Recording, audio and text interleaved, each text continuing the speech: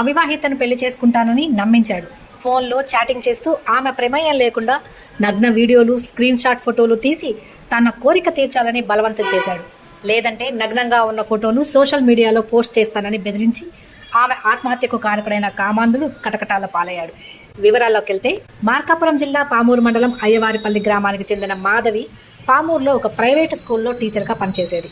మోపాడు కొండారెడ్డిపల్లికి చెందిన షేక్ నాగూర్ బాషా తన పిల్లలను అదే స్కూల్లో చేర్పించి మాధవితో సాన్నిహిత్యం పెంచుకున్నాడు. నాగూర్ బాషా పామూరు పట్టణంలో కుషన్ సీట్లు కుట్టుకుంటూ ప్రతిపక్ష పార్టీలో ప్రముఖ నాయకుడిగా చలామణి అవుతున్నాడు. ఇదే క్రమంలో నాగూర్ బాషా ఒక ప్రధాన పత్రికలో రిపోర్టర్గా పనిచేసేవాడు. మాధవితో ఉన్న చదువును అలుసుగా తీసుకుని తన కోరిక తీర్చాలని వేధించడం మొదలుపెట్టాడు. నాగూర్ బాషా వేధింపులు తాళలేక మాధవి స్కూల్ కూడా మానేసింది. తనను వదిలించుకోవాలని చూస్తే మాధవి అసభ్య ఫోటోలు, వీడియోలు సోషల్ మీడియాలో పెడతానని మరింత ఇబ్బందులు పెట్టాడు. ఇదే జరిగితే కుటుంబ పరువు పోతుందని భావించిన మాధవి ఇంట్లో ఎవరూ లేని సమయంలో ఉరివేసుకొని చనిపోతూ నాన్న జాగ్రత్త అని చేతి మీద రాసుకొని చనిపోయింది.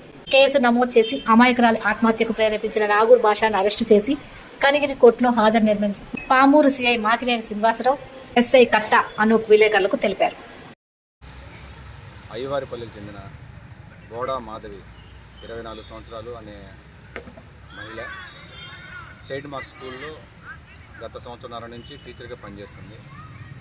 నాగూర్ మీరా అనే వ్యక్తితో ఈమెకున్న పరిచయం, ఈ నాగూర్ మీరా ఈమెని సన్నిహితంగా మెలిగి ఈమెతో వాట్సాప్ కాల్స్ చేసి న్యూడ్గా ఉన్న ఫోటోలు అన్నీ సేకరించుకొని అమ్మాయిని శారీరకంగా నువ్వు నాతో రావాలని బ్లాక్మెయిల్ చేస్తూ అమ్మాయిని తీవ్రమైన మానసిక శోభ గురి చేయడం వల్ల నిన్న సాయంత్రం అమ్మాయి ఉరివేసుకుని చనిపోవడం జరిగింది. దానిపైన కేసు నమోదు చేసి విచారణ చేస్తాం మాట ఈరోజు చేయించడం జరిగింది.